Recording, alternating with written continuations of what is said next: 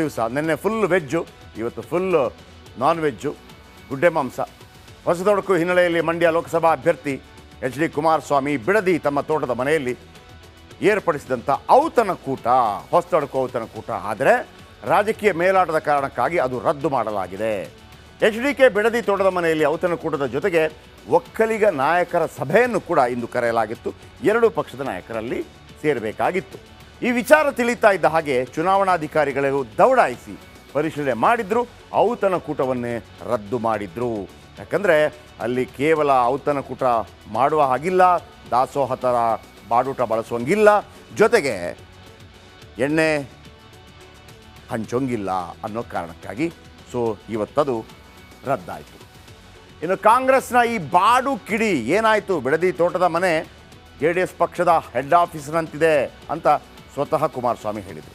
ಹೇಗೆ BJPಯವರಿಗೆ ಕೇಶವ ಕೃಪಾ ಬಹಳ ಪವಿತ್ರವಾದದ್ದೋ ದೊಡ್ಡದೋ, ಹಾಗೇನೆ ನನ್ನ ಬಿಡದಿ ಮನೆ JDS ಕಾರ್ಯಕರ್ತರಿಗೆ ಕೇಶವ ಕೃಪಾ ಇದ್ದ ಹಾಗೆ. ಕಾಂಗ್ರೆಸ್ ಏನು ಆರೋಪ ಮಾಡತ್ತಂತಂದರೆ, ಬಿಡದಿ ತೋಟದ ಮನೆ JDS ಪಕ್ಷದ ಹೆಡ್ ಆಫೀಸ್ನಂತಿದೆ. ಅದಾದ ನಂತರ ಕುಮಾರಸ್ವಾಮಿ ಹೇಳೋದು, ಹೌದು ಹೆಡ್ ಆಫೀಸ್ನ ಏನೀಗ ಅಂತೇಳಿ. ತೋಟದ ಮನೆಯಿಂದ ಮಧ್ಯ ಬಾಡೂಟದ ಘಮಲು ಬರ್ತಿದೆ. ಸೋಲಿನ ಭೀತಿಯಿಂದ ಕಾಂಗ್ರೆಸ್ ಆರೋಪ ಮಾಡೋದು, ಸೋಲಿನ ಭೀತಿಯಿಂದ JDS ಹೊಸತೊಡಕು ನೆಪದಲ್ಲಿ ಬಾಡೂಟ ವ್ಯವಸ್ಥೆ. ಈ ಬಗ್ಗೆ ಮಾಹಿತಿ ಇದ್ರೂ ಕೂಡ ರಾಜ್ಯ ಚುನಾವಣಾ ಆಯೋಗ ಯಾಕೆ ಸುಮ್ಮನಿದೆ ಅಂಥೇಳಿ ಕಿಡಿಕಾರ್ತು ಕಾಂಗ್ರೆಸ್. ಈ ನಡುವೆ BJP JDS ಮದ್ಯ ಮಾಂಸದ ರುಚಿ ತೋರಿಸಿ ಮತ ಕೇಳ್ತೀವಿ ಅಂಥೇಳಿ ಆರೋಪ ಕೂಡ ಮಾಡ್ತು. ನಂತರ ಅಲ್ಲಿಗೆ ಚುನಾವಣಾ ಆಯೋಗದ ಅಧಿಕಾರಿಗಳು ದಾಳಿ ಮಾಡಿದರು, ಅಲ್ಲಿ ಕ್ಯಾನ್ಸಲ್ ಆಯಿತು. ಯಾವಾಗ ಬಾಡು ಮಿಸ್ ಆಯಿತೋ ಅಥವಾ ಬಾಡೂಟ ಕ್ಯಾನ್ಸಲ್ ಆಯಿತೋ, ಇಡೀ JDS ಒಂದು ರೀತಿಯಲ್ಲಿ ತೊಡೆ ತಟ್ಟಿ ಎದ್ದು ನಿಲ್ತು, ಸಿಡಿದೆದ್ದು ಬಿಟ್ರು. ಅದಕ್ಕೊಂದು ಧರ್ಮದ ಲೇಪನ ಕೂಡ ಹಂಚಿಬಿಟ್ರು. ಹೆಂಗೆ? ಯುಗಾದಿ ಅನ್ನೋದು ಹಿಂದೂಗಳ ಹೊಸ ವರ್ಷ, ಸಾಂಸ್ಕೃತಿಕ ಧಾರ್ಮಿಕ ಅಸ್ಮಿತೆ ಇದಕ್ಕಿದೆ. ಹಬ್ಬದ ಮರುದಿನದ ಸಂಭ್ರಮ ಹೊಸತೊಡಕು, ಇದು ನಮ್ಮ ಹಳೆಯ ಸಂಪ್ರದಾಯ. ನಮ್ಮ ಸಂಪ್ರದಾಯ ಸಂಸ್ಕೃತಿ ಮೇಲೆ ಕಾಂಗ್ರೆಸ್ ಕಾಕದೃಷ್ಟಿ ಬೀರಿದೆ. ಬಾಡೂಟವನ್ನು ಭಯೋತ್ಪಾದನೆಯಂತೆ ಬಿಂಬಿಸಲಾಗ್ತಾ ಇದೆ ಅಂಥೇಳಿ, ವೈಭವೀಕರಿಸಲಾಗ್ತಾ ಇದೆ ಅಂಥೇಳಿ HDK ಹೊಸತೊಡಕು ಊಟಕ್ಕೆ ಹೇಳಿದರು. ಹೊಸತೊಡಕು ಊಟಕ್ಕೆ ಸಂಬಂಧಿಕರು ಆಹ್ವಾನಿಸಿದರು. ಈ ಊಟಕ್ಕೂ ಕಾಂಗ್ರೆಸ್ ಕಲ್ಲು ಹಾಕಿ ವಿಕೃತಿ ಮೆರೆದಿದೆ ಅಂಥೇಳಿ ಆರೋಪ ಮಾಡಿದರು. ಮತಕ್ಕಾಗಿ ಹಣ, ಹೆಂಡ, ಸೀರೆ, ಕುಕ್ಕರ್, ಫ್ರಿಡ್ಜ್, ಕೂಪನ್ ಹಂಚುವ ಸತ್ಸಂಪ್ರದಾಯ ಕಾಂಗ್ರೆಸ್ ನಾಯಕರದ್ದು. ಮೇಕೆದಾಟು ಯಾತ್ರೆಯಲ್ಲಿ ಏನಾಯಿತು? ಮೇಕೆದಾಟು ಯಾತ್ರೆಯಲ್ಲಿ ಮಾಂಸ ಮದ್ಯದ ಹೊಳೆ ಹರಿದಿತ್ತು. ಕಾಂಗ್ರೆಸ್ಗೆ ಹೊಸತೊಡಕಿಗಿಂತ ಇಫ್ತಾರ್ ಮೇಲೆ ಹೆಚ್ಚು ಪ್ರೀತಿ ಅಂಥೇಳಿ ಅದಕ್ಕೊಂದು ಧರ್ಮದ ಲೇಪನ ಕೂಡ. ಈಗ ನಾಳೆ ಈದ್ ಮಿಲಾದ್ ಇದೆ. ಒಂದು ವೇಳೆ ಮುಖ್ಯಮಂತ್ರಿ, ಉಪಮುಖ್ಯಮಂತ್ರಿ ಎಲ್ಲ ಹೋದರೆ ಖಂಡಿತವಾಗ್ಲೂ ದೊಡ್ಡ ಮಟ್ಟದಲ್ಲಿ ಅದು ಚರ್ಚೆಗೆ ಕಾರಣವಾಗುತ್ತೆ. ನೋಡಿ, ಅಧಿಕಾರಿಗಳು ತೋಟದ ಮನೆಯಲ್ಲಿ ರೇಡ್ ಮಾಡ್ತಾ ಇರುವಂಥ ದೃಶ್ಯ, ಅಲ್ಲಿಗೆ ಬಂದಿರ್ತಿರೋ ದೃಶ್ಯ.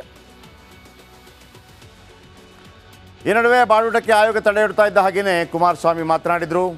DK ಶಿವಕುಮಾರ್ ವಿರುದ್ಧ ಕೆಂಡ ಕಾರಿದ್ರು. ಚುನಾವಣಾಧಿಕಾರಿಗಳು ಬಂದಿದ್ದು ಸಂತೋಷ, ನನ್ನ ಮನೆಯ ಬಳಿ 100-220 ಕೆಲಸಗಾರರಿದ್ದಾರೆ, ಅವ್ರಿಗೆ ಊಟ ಹಾಕಿದ್ದೀವಿ ನಾವು, ಬೇರೆ ಯಾರಿಗೂ ಅಲ್ಲ ಅಂಥೇಳಿ ಸಮಜಾಯಿಷಿಯನ್ನು ಕೊಟ್ಟರು. ಏನು ಹೇಳಿದ್ರು ಕೇಳಿಸ್ಕೊಳ್ಳಿ. ನಾನು ರಸ್ತೆಯಲ್ಲಿ ತೂರಾಡಲಿಲ್ಲ. ಮೇಕೆದಾಟು ಹೆಸರಿನಲ್ಲಿ ನೀವೇ ತೋರಿಸ್ತಾ ಇದ್ದೀರಲ್ಲ, ಪಾದಯಾತ್ರೆ ಮಾಡಬೇಕಾದ್ರೆ ರಾತ್ರಿ ತೂರಾಡಿದ್ದು ನಾನು ತೂರಾಡಿದ್ದು ಯಾರಪ್ಪ? ನೀವೇ ತೋರಿಸ್ತಾ ಇರ್ತಿರಲ್ಲ. ಮಧ್ಯಾಹ್ನದ ಅಷ್ಟೊತ್ತಿನಲ್ಲಿ ಯಾವನಾದ್ರೂ ಆ ಕಾರ್ಯಕ್ರಮ ಮಾಡ್ತಾರೆ ತೂರಾಡೋಕ್ಕೆ? ಸ್ವಲ್ಪ ಎಚ್ಚರಿಕೆಯಿಂದ ಮಾಡಿ ಈ ಟ್ವೀಟ್ ಮಾಡೋದು. ನಮಗೂ ಸ್ವಲ್ಪ ತಲೆಯಲ್ಲಿ ಜ್ಞಾನ ಇದೆ ನಮಗೆ. ಏನು ನಾನು ಕುಡುತ್ತೂರಾಡಿದ್ನ? ಅಲ್ಲಪ್ಪ, ನಾನು ಕುಡುತ್ತೂರಾಡಿದ್ನ? ನಾನು ಮೇಕೆದಾಟು ಪಾದಯಾತ್ರೆ ಮಾಡಿದ್ದೀನಿ, ಸುಸ್ತಾಗಿದ್ದೀನಿ, ನಡೆದಿದ್ದೀನಿ. ಇನ್ನು ಇದನ್ನು ಅಲ್ಲಿ ಘಾಟ್ ಸೆಕ್ಷನ್ ಇದೆಯಲ್ಲ, ಅದು ನಡೆದಿದ್ದರೆ ಕುಮಾರಸ್ವಾಮಿಗೆ ಗೊತ್ತಿತ್ತು. ನಾನು ಈ ಕನ್ನಡ ನಾಡಿಗೋಸ್ಕರ, ಕರ್ನಾಟಕ ರಾಜ್ಯಕ್ಕೋಸ್ಕರ, ಕಾವೇರಿ ಜಲಾನಯ ಪ್ರದೇಶಕ್ಕೋಸ್ಕರ ಆ ಮೇಕೆದಾಟು ಪಾದಯಾತ್ರೆನ ಮಾಡಿದೆ. ಈ ಕುಡಿಯೋ ನೀರು ಇವತ್ತೇನು ಪರಿಸ್ಥಿತಿ ಬಂದಿದೆಯಲ್ಲ ಅದಕ್ಕೋಸ್ಕರ. ಅದರ ಸಂಪೂರ್ಣ ವೋಟು ಯಾವುದೇ ಪಕ್ಷಕ್ಕೆ ಪ್ರಾಪ್ತವಾದರೂ ಕೂಡ ಈ ಬಾರಿ ಜಯಬೇರಿ ಬಾರಿಸೋದು ಗ್ಯಾರಂಟಿ. ಕಳೆದ ವಿಧಾನಸಭಾ ಚುನಾವಣೆಯಲ್ಲಿ ಅತಿ ಹೆಚ್ಚು ಮತಗಳು, ಒಕ್ಕಲಿಗ ಮತಗಳು ಕಾಂಗ್ರೆಸ್ ಪರವಾಗಿ ವಾಲಿದ್ದು ಬಿಕಾಸ್ ಆಫ್ DK ಶಿವಕುಮಾರ್ ಆಗಿದ್ದಿರಬಹುದು ಅನ್ನುವಂಥ ಮಾತುಗಳು, ಚರ್ಚೆಗಳು ಕೇಳಿ ಬರ್ತಾ ಇದೆ. ಈ ನಡುವೆ ಈ ಬಾರಿ ಕೂಡ ಲೋಕಸಭಾ ಚುನಾವಣೆಯಲ್ಲಿ DK ಶಿವಕುಮಾರ್ ಮಂಡ್ಯದಲ್ಲಿ ಒಂದು ಮಾತನ್ನು ಹೇಳಿದರು. ನಾವು 8 ಒಕ್ಕಲಿಗ ಅಭ್ಯರ್ಥಿಗಳನ್ನು ಕಣಕ್ಕಿಳಿಸಿದ್ದೀವಿ. ಅದರ ಜೊತೆಗೆ ಒಕ್ಕಲಿಗ ಮಠಗಳಿಗೆ ಎಲ್ಲರೂ ಹೋದರು.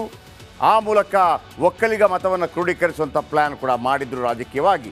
ಈ ನಡುವೆ ಇವತ್ತು ಯುಗಾದಿಯ ಮರುದಿವಸ JDS ಹಾಗೂ BJPಯ ಅನೇಕ ಒಕ್ಕಲಿಗ ನಾಯಕರು ಹಾಗೂ ಇತರ ನಾಯಕರು ಕೂಡ ಆದಿಚುಂಚನಗಿರಿಯ ಮಠಕ್ಕೆ ಭೇಟಿ ಕೊಟ್ಟು ನಿರ್ಮಲಾನಂದ ಶ್ರೀಗಳಿಂದ ಆಶೀರ್ವಾದ ಪಡೆದರು.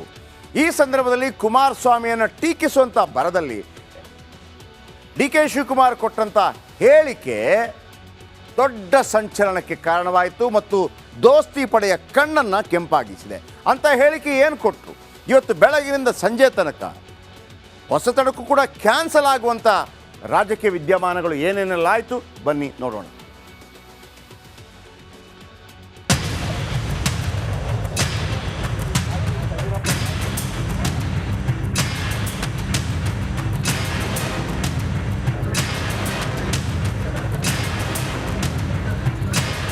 ಇವತ್ತು ಬಿಜೆಪಿ ಹಾಗೂ ಜೆಡಿಎಸ್ ನಾಯಕರು ಆದಿಚುಂಚನಗಿರಿ ಮಠಕ್ಕೆ ಭೇಟಿ ನೀಡಿದ್ರು. ಅದರ ಬೆನ್ನಲ್ಲೇ Kumaraswamy versus DK Shivakumar politics ಜೋರಾಯ್ತು. ನಮ್ಮ ಒಕ್ಕಲಿಗ ಸಿಎಂ ಅನ್ನ ಕೆಳಗಿಳಿಸಿದ್ರಲ್ಲ, ಅದನ್ನ ಕೇಳುವ ಶಕ್ತಿ ಸ್ವಾಮೀಜಿಗೆ ಇದೆಯೋ ಇಲ್ವೋ ಗೊತ್ತಿಲ್ಲ ಎಂದು ನಿರ್ಮಲಾನಂದನಾಥ ಶ್ರೀಗಳಿಗೆ DCM ಟಾಂಗ್ ನೀಡಿದ್ರು.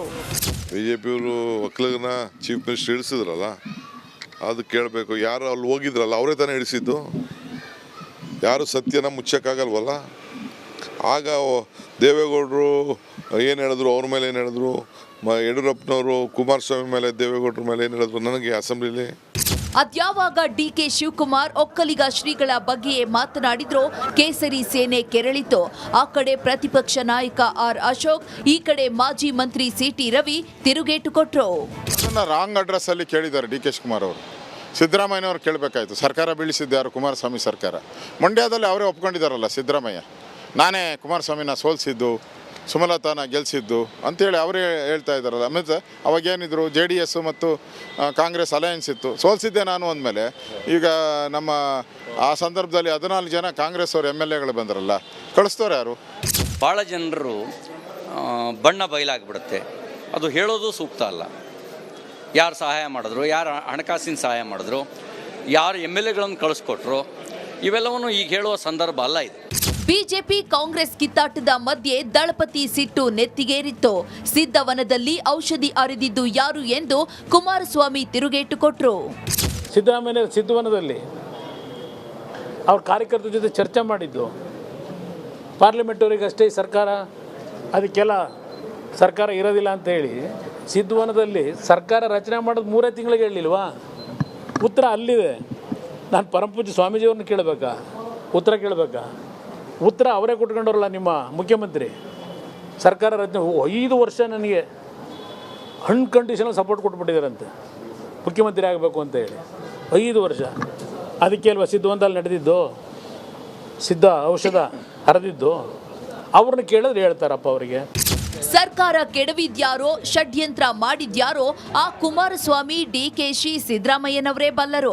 ಆಗಿದ್ದಾಗ್ಲಿ ಅದ್ಯಾರು ಅಂತ ನೇರ ಹೇಳೋದ್ ಬಿಟ್ಟು ಈ ನಾಯಕರು ಸುತ್ತಿ ಬಳಸಿ ಮಾತನಾಡಿ ತಲೆಗೆ ಹುಳ ಬಿಡ್ತವ್ರೆ.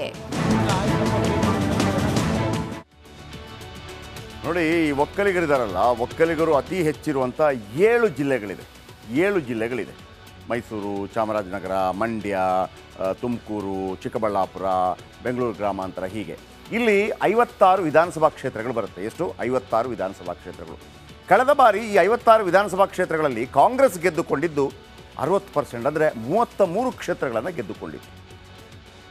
BJP ಗೆದ್ದಿದ್ದು ಕೇವಲ 9. 56ರಲ್ಲಿ BJP ಗೆದ್ದಿದ್ದು ಕೇವಲ 9. 56ರಲ್ಲಿ JDS ಗೆದ್ದಿದ್ದು ಕೇವಲ 13. ಅವರಿಬ್ಬರು JDS ಮತ್ತು BJP ಎರಡೂ ಸೇರಿದ್ರು ಕೂಡ 21 ಆಗುತ್ತೆ ಅಷ್ಟೇ. ಆ 33 ಸೀಟ್ ಯಾಕೆ ಬಂತು ಅಂತಂದರೆ ಬಿಕಾಸ್ ಆಫ್ DK ಶಿವಕುಮಾರ್ ಅಂತ ಕಾಂಗ್ರೆಸ್ನ ಲೆಕ್ಕಾಚಾರ. ಸೊ ಹಾಗಾಗಿ ಅಲ್ಲಿ ನಾವು ಪಾರಮ್ಯ ಮೆರೆಯದೇ ಇದ್ದರೆ ಸಾಧ್ಯನೇ ಇಲ್ಲ ಅನ್ನೋ ಕಾರಣಕ್ಕಾಗಿ BJP ಹಾಗೂ JDS ನಡುವೆ ಒಗ್ಗಟ್ಟು ಉಂಟಾಗಿದೆ. ಒಕ್ಕಲಿಗರೇ ನಮ್ಮ ಗಾಡು ಅಂತೇಳಿ 3 ಪಕ್ಷಗಳು ಹೇಳ್ಕೊತಾ ಇದೆ. ಹಳೇ ಮೈಸೂರು ಭಾಗದಲ್ಲಿ ಒಕ್ಕಲಿಗರದ್ದೇ ಪ್ರಾಬಲ್ಯ, ಅದರಲ್ಲಿ 2 ಮಾತಿಲ್ಲ. ಅಧಿಕಾರದ ಕೀಲಿಕೈ ರಹಸ್ಯ ತಿಳಿದಿದೆ ಪಾರ್ಟಿಗಳು. ಬೇರೆಲ್ಲ ಕಡೆ ಗೆದ್ದರೂ ಕೂಡ ಇಲ್ಲಿ ಗೆಲ್ಲದೇ ಇದ್ದರೆ ನಾವು ಸಂಪೂರ್ಣವಾಗಿ ಅಧಿಕಾರಕ್ಕೆ ಬರೋಕ್ಕಾಗಲ್ಲ. ಕರ್ನಾಟಕದಲ್ಲಿ ಒಕ್ಕಲಿಗರ ಪ್ರಮಾಣ 15% ಅಂತ ಹೇಳಲಾಗ್ತಾ ಇದೆ. ಅಂದರೆ 2ನೇ ಅತಿ ದೊಡ್ಡ ಸಮುದಾಯ. 17% ಇರುವಂತಹ ಲಿಂಗಾಯತರು ನಂಬರ್ 1. ಅದಾದ ನಂತರ ಒಕ್ಕಲಿಗರು 15% ಅಂತ ಹೇಳಲಾಗುತ್ತೆ. ಎಲ್ಲೆಲ್ಲಿ? ಮಂಡ್ಯ, ಹಾಸನ, ರಾಮನಗರ, ಮೈಸೂರು, ಚಾಮರಾಜನಗರ, ಕೋಲಾರ, ತುಮಕೂರು, ಚಿಕ್ಕಬಳ್ಳಾಪುರ, ಕೊಡಗಿನ ಹಲವೆಡೆ ಒಕ್ಕಲಿಗರದ್ದೇ ದೊಡ್ಡ ಪ್ರಾಬಲ್ಯ. ಇದೆಲ್ಲ ಸೇರಿದಾಗ ಅಲ್ಲಿ 56 ವಿಧಾನಸಭಾ ಕ್ಷೇತ್ರಗಳು ಬರುತ್ತೆ. 56 ವಿಧಾನಸಭಾ ಕ್ಷೇತ್ರಗಳ ಪೈಕಿ 33 ವಿಧಾನಸಭಾ ಕ್ಷೇತ್ರಗಳನ್ನು ಕಳೆದ ಬಾರಿ ಕಾಂಗ್ರೆಸ್ ಗೆದ್ದುಕೊಂಡಿದೆ, 13 JDS ಗೆದ್ದುಕೊಂಡಿದೆ, 9 ಕ್ಷೇತ್ರಗಳನ್ನು BJP ಗೆದ್ದುಕೊಂಡಿದೆ. ಈ ನಡುವೆ ರಾಜ್ಯ ಕಂಡ 17 CMಗಳ ಪೈಕಿ 7 ಮಂದಿ ಒಕ್ಕಲಿಗರಾಗಿದ್ದರು. ಆಮೇಲೆ ಒಕ್ಕಲಿಗ ದೇವೇಗೌಡರು ದೇಶದ ಪ್ರಧಾನಿ ಕೂಡ ಆಗಿದ್ದರು ಅನ್ನೋದು ಬಹಳ ಮುಖ್ಯ. ಬೆಂಗಳೂರು ಗ್ರಾಮಾಂತರದಲ್ಲಿ ಒಕ್ಕಲಿಗರದ್ದೇ ನಿರ್ಣಾಯಕ ಪಾತ್ರ. ಹಳೆ ಮೈಸೂರು ಗೆಲ್ಲಲು ಒಕ್ಕಲಿಗರ ಪ್ರೀತಿ ಬೇಕೇ ಬೇಕು. ಒಕ್ಕಲಿಗರನ್ನು 2Aಗೆ ಸೇರಿಸಲು ಕಳೆದ ಬಾರಿ ಯತ್ನಿಸಿತ್ತು BJP. ಈ ಬಾರಿ ಒಕ್ಕಲಿಗರಿಗೆ ಹೆಚ್ಚು ಟಿಕೆಟ್ ಕೊಟ್ಟಿದೆ ಕೈಪಡೆ. 8 ಅಭ್ಯರ್ಥಿಗಳಿಗೆ ಟಿಕೆಟ್ ಕೊಟ್ಟರೆ JDS ಹಾಗೂ BJP ಮೈತ್ರಿಕೂಟ 6 ಜನರಿಗೆ ಟಿಕೆಟ್ ಕೊಟ್ಟಿದೆ. ಒಕ್ಕಲಿಗರು ಈ ಭಾಗದಲ್ಲಿ ಭಾಳ ಸ್ಟ್ರಾಂಗು. ಯಾರಿಗೆ ಇವರ ಆಶೀರ್ವಾದ ಸಿಗುತ್ತೆ ಆ ಪಾರ್ಟಿ ಅಧಿಕಾರಕ್ಕೆ ಬರುತ್ತೆ. ದಕ್ಷಿಣ ಕರ್ನಾಟಕದಲ್ಲಿ ಒಕ್ಕಲಿಗರೇ ಬಲಿಷ್ಠ. ದಕ್ಷಿಣ ಕರ್ನಾಟಕ 7 ಕ್ಷೇತ್ರದಲ್ಲಿ ಹರಡಿರುವಂಥ ಒಕ್ಕಲಿಗರು. ಬೆಂಗಳೂರು ನಗರ ಬಿಟ್ಟರೆ, ಬೆಂಗಳೂರು ನಗರ ಹೊರತುಪಡಿಸಿ 7 ಕಡೆ ಒಕ್ಕಲಿಗರ ಪ್ರಭಾವ ಇದೆ. 7 ಲೋಕಸಭಾ ಕ್ಷೇತ್ರ ವ್ಯಾಪ್ತಿಯಲ್ಲಿ 56 ವಿಧಾನಸಭಾ ಕ್ಷೇತ್ರ ನಾನು ಹೇಳಿದೆ. 7 ಲೋಕಸಭಾ ಕ್ಷೇತ್ರ ಗೆದ್ದು ಬಿಡ್ಬೋದು ಒಕ್ಕಲಿಗರ ಆಶೀರ್ವಾದ ಸಿಕ್ಕಿದ್ರೆ. 56 ವಿಧಾನಸಭಾ ಕ್ಷೇತ್ರ ಬರುತ್ತೆ. 2023 ಚುನಾವಣೆಯಲ್ಲಿ 7 ಲೋಕಸಭಾ ಕ್ಷೇತ್ರ, ಅದರಲ್ಲಿ 56 ವಿಧಾನಸಭಾ ಕ್ಷೇತ್ರ. ಕಳೆದ ಬಾರಿಯ ವಿಧಾನಸಭಾ ಚುನಾವಣೆಯಲ್ಲಿ ಕಾಂಗ್ರೆಸ್ ಸಂಪೂರ್ಣ ಮೇಲುಗೈ ಸಾಧಿಸಿತ್ತು. 56 ಕ್ಷೇತ್ರಗಳ ಪೈಕಿ 33 ಕ್ಷೇತ್ರಗಳಲ್ಲಿ ಕಾಂಗ್ರೆಸ್ ಜಯಬೇರಿ ಬಾರಿಸಿತ್ತು. ಒಕ್ಕಲಿಗರನ್ನೇ ನೆಚ್ಚಿಕೊಂಡಿತ್ತು JDS. ಆದರೂ ಕೂಡ ಗೆದ್ದಿದ್ದು 13 ಕ್ಷೇತ್ರ. ಇದು JDSಗೆ ಬಹಳ ನೋವಾಗೋದಕ್ಕೆ ಕಾರಣ. ಯಾಕೆಂದರೆ 19ರಿಂದ 20% ಇರುವಂಥ ವೋಟ್ನಲ್ಲಿ 5% ವೋಟ್ ಕೇವಲ DK ಶಿವಕುಮಾರ್ ಕಾರಣಕ್ಕಾಗಿ ಕಾಂಗ್ರೆಸ್ಗೆ ಬಂತು ಅನ್ನುವಂಥ ನೋವಿದೆ. ಹಾಗಿದ್ರೆ ಆ ಒಕ್ಕಲಿಗರ ಪಾರಮ್ಯ, ಒಕ್ಕಲಿಗರ ಆಧಿಪತ್ಯ ಏನು ದೇವೇಗೌಡರ ಕೈಯಲ್ಲಿದೆ, ಅದು ನಿಧಾನವಾಗಿ ಜಾರ್ತಾ ಇದೆಯಾ? ಒಕ್ಕಲಿಗರ ಈ ಆಧಿಪತ್ಯ ದೇವೇಗೌಡರ ನಂತರ ಯಾರ ಕೈಗೆ? DK ಶಿವಕುಮಾರ್ ಕೈಗ ಅಥವಾ ಕುಮಾರಸ್ವಾಮಿ ಅವರ ಕೈಗ ಈ ಚುನಾವಣೆ ನಿರ್ಣಾಯಕವಾಗುತ್ತೆ. ಯಾಕೆಂತಂದರೆ ಒಂದು ವೇಳೆ BJP ಪರ ವಾಲಿದ್ರೆ ಒಕ್ಕಲಿಗರು ಅಥವಾ BJP ಹೆಚ್ಚು ಸ್ಥಾನಗಳನ್ನು ಗೆದ್ದರೆ ಅದನ್ನು ಕ್ಲೈಮ್ ಮಾಡ್ಕೋಬೋದು HD ಕುಮಾರಸ್ವಾಮಿ ಅವರು. ನನ್ನ ಮಾತನ್ನು ಕೇಳಿ, JDS ಮಾತನ್ನು ಕೇಳಿ BJPಗೆ ವರ್ಗಾವಣೆಯಾಗಿದೆ. ಕ್ಲೈಮ್ ಮಾಡ್ಕೋಬೋದು, ನಾನೇ ನಾಯಕ, ಒಕ್ಕಲಿಗರ ಮುಂದಿನ ನಾಯಕ ನಾನೇ ದೇವೇಗೌಡರ ನಂತರ. ಒಂದು ವೇಳೆ ಅದು ಆಗದೇ ಇದ್ದರೆ DK ಶಿವಕುಮಾರ್ ಅವರೇ ಒಕ್ಕಲಿಗರ ಮುಂದಿನ ನಾಯಕ ಅನ್ನೋದಾಗೋಗ್ಬಿಡುತ್ತೆ. ಹಾಗಾಗಿ ಇಷ್ಟು ಹಾರಾಟ. ಇನ್ನು